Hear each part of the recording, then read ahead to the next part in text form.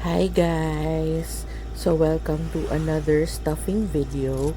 So first, i-unstuff muna natin yung silent 20 natin na isi-save. So 20 peso coins, usually dinediretso ko na po siya sa alkansya. So silent 20 bago ko pa man siya ma-spend. So, kamusta na kayo guys? Ang tagal ko nang hindi nakapost ng stuffing, unstuffing video.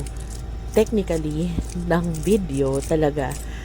Dahil, nabusy ako. Tapos, umalis ako for a convention.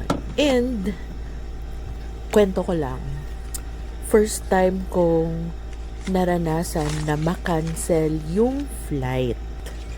So, alam mo yung naka-check-in ka na, andun na yung bagahe mo, tapos naghihintay ka na talaga, tapos yung supposedly time na lilipad na kayo, saka in-announce na the flight has been cancelled. And last flight na yon palabas ng isla. So, alam niyo yun. More or less, wala na akong magagawa. Wala na kaming magagawa sa situation. Kahit magsasampal ka pa ng millions of pesos doon sa ground crew, wala ka na talagang magagawa. Dahil aircraft trouble daw yung naging cause. Ako, partly, parang thankful na lang din kesa pinilit na lumipad tapos magka-problema sa ere, 'di ba? So minsan may mga setback na ganyan. Wala, just have to let go.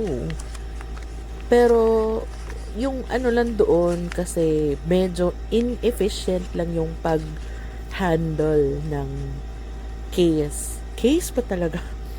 Pag-handle ng situation, yan. Kasi pinapila kami at umabot ng 4 hours kami sa pila. Tapos, walang upuan. 'Di ba? Nakikita ko yung guard.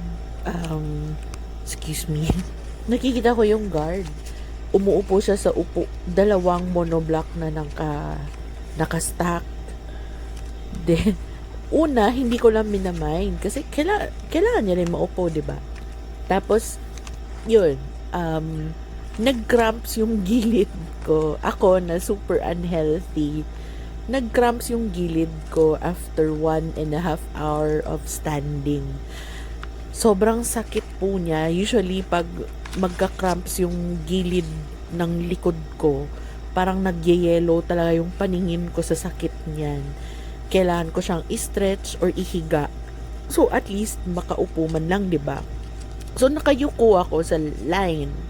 Nakayuko ako.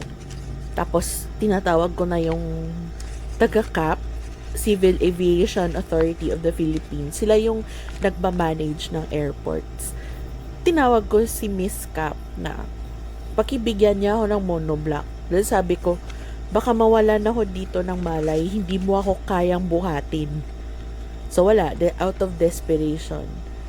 So, binigyan niya ako ng upuan. So, nakaupo ako and eventually, sinabihan ko yung mga manong-manong na bigyan din ng upuan yung iba.